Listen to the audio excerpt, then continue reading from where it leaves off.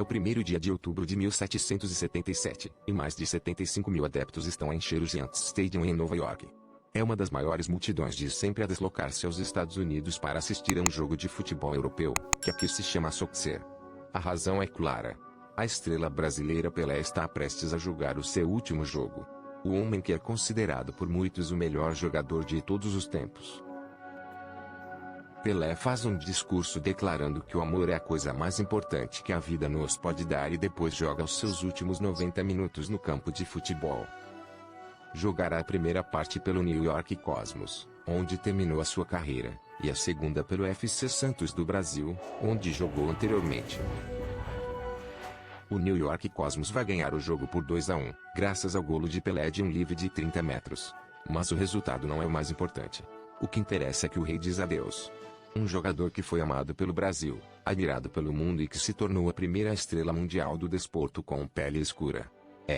Quando uma forte chuva cai sobre o estádio no segundo tempo, ela inspira uma manchete reveladora dos jornalistas brasileiros.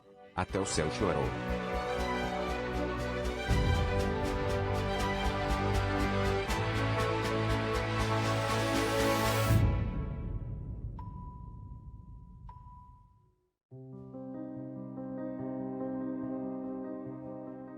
O menino nasceu em outubro de 1040 no povoado de Três Coração.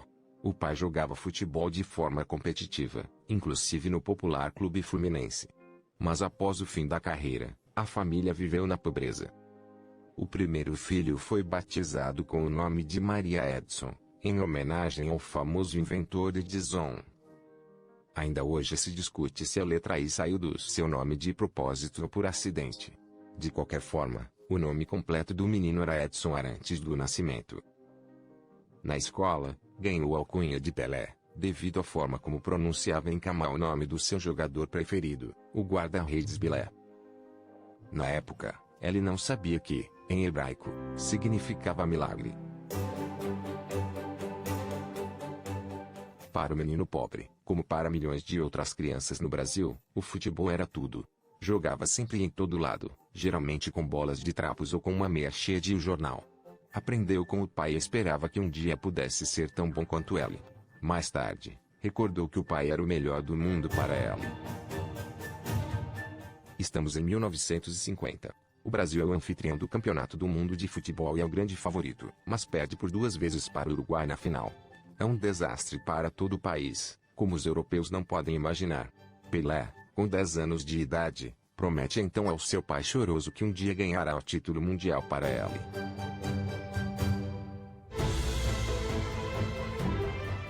Passamos para a altura em que Pelé tem 15 anos. Nessa altura, o seu talento é inconfundível. O treinador da equipa local, o antigo jogador da seleção nacional Valdemar de Brito, leva-o para um clube da cidade portuária de Santos, dizendo que este rapaz poderia um dia ser o melhor do mundo. O Santos imediatamente lhe dá um contrato profissional. Aos 16 anos, torna-se o melhor marcador do Campeonato Paulista e é convidado a integrar a seleção brasileira. Estamos em 1958. O Campeonato do Mundo realiza-se nas US e Pelé, ainda com apenas 17 anos, não falta equipa. Ele fica de fora dos 2 primeiros jogos devido a uma lesão, mas quando chegar a hora dos jogos decisivos, é este pequenote que vai levar o Brasil ao seu destino de sonho. Nos quartos de final, contra o país de Gales, marca o único golo da vitória por 1-0.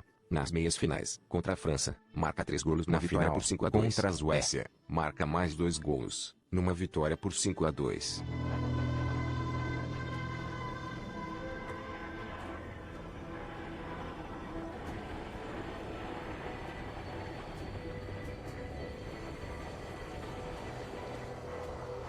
Depois do jogo, abraçado aos seus companheiros de equipa, desata a chorar.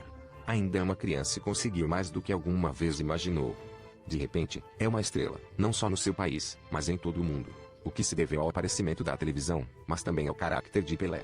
Era impossível não gostar do rapaz modesto e sempre sorridente.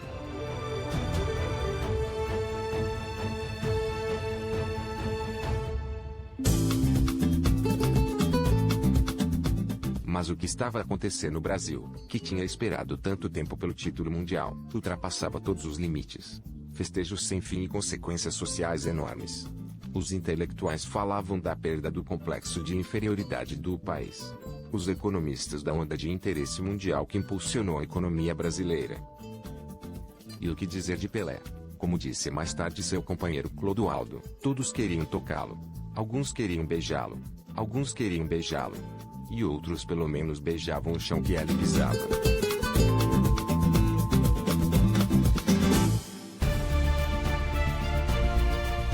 Nos anos que se seguiram, Pelé domina o futebol mundial. Com o Santos, ganha tudo o que há para ganhar, incluindo 2 vitórias na Taça Intercontinental. O detentor da taça era então considerado a melhor equipa do mundo. Marca golos uns atrás dos outros e muitas vezes são bonitos. Um que ele próprio considerou ser o melhor de 1959. Infelizmente não foi captada pelas câmaras. Mas, com base nas descrições, pelo menos esta animação foi feita.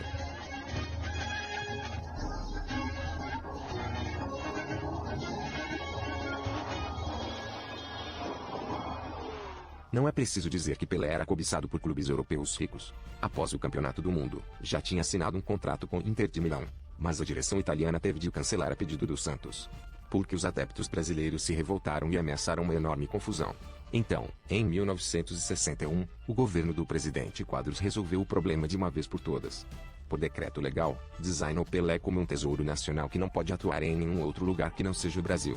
É até hoje uma das mais curiosas legislações já editadas em relação a uma pessoa específica.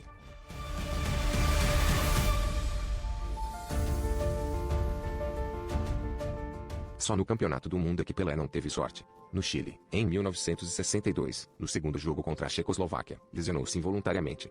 Muitos anos mais tarde, ainda se lembrava com gratidão de como os jogadores checos o tratavam com gentileza quando as substituições eram impossíveis. E ele limitou-se a ficar na linha lateral. Quando a bola lhe chegava por acaso, não o atacavam e deixavam o colega passar-lhe a bola. No final, o Brasil defendeu o título sem Pelé.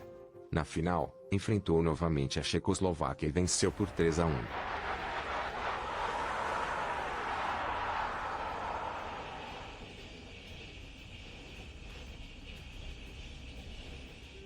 Quatro anos mais tarde, em Inglaterra, os adversários prepararam-se novamente para Pelé. Jogaram com ele de forma tão dura, muitas vezes brutal, que ele teve que perder uma partida e nas outras, ele não conseguiu jogar.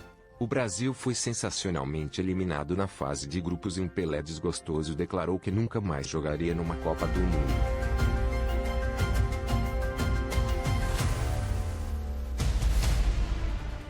No entanto, antes do Mundial de 1970, no México, felizmente mudou de ideias.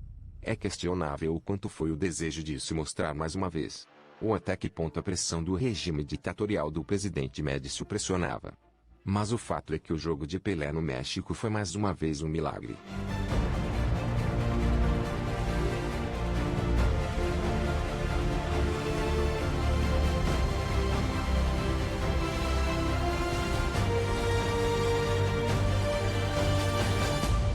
O Brasil apresentou um grande time.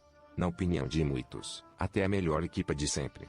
Pelé já não jogava como atacante, mas como médio, fazia passes fabulosos para os seus companheiros de equipa. Os brasileiros venceram o grupo, derrotando o Peru nos quartos de final. Nas semifinais, enfrentou o Uruguai, seu adversário fatal. A vingança pela derrota na final de 20 anos atrás, no entanto, foi perfeita. O Brasil venceu por 3-1 e Pelé fez uma das melhores jogadas de futebol de sua carreira. A jogada pode não ter terminado em gol, mas pode servir como prova de sua brilhante intuição de jogo.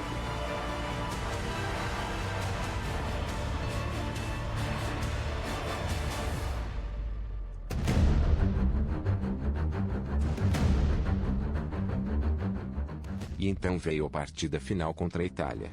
Pelé abriu o marcador aos 19 minutos quando, com apenas 173 centímetros, cabeceou uma bola que parecia inalcançável. As imagens da sua posterior comemoração nos braços do companheiro de equipa Jairzinho continuam a ser um dos momentos mais emblemáticos da história do futebol.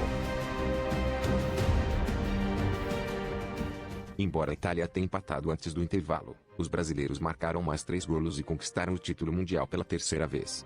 O último golo continua a ser considerado uma das mais belas ações de equipa, porque desde o início até o passe de Pelé e ao remate do capitão de equipa Carlos Alberto, 8 jogadores estiveram envolvidos.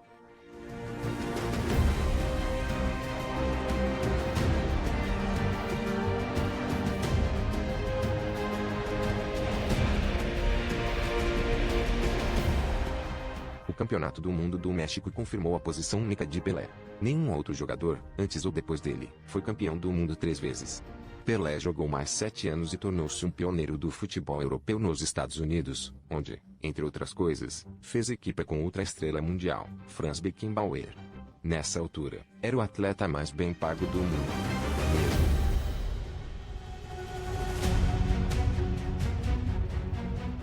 Mesmo após o fim da sua carreira, recebeu muitas homenagens. O Comitê Olímpico Internacional nomeou o melhor atleta do século XX, apesar de nunca ter competido nos Jogos Olímpicos. E a revista Time o classificou como uma das 100 pessoas mais brilhantes do mundo entre 1900 e 2000.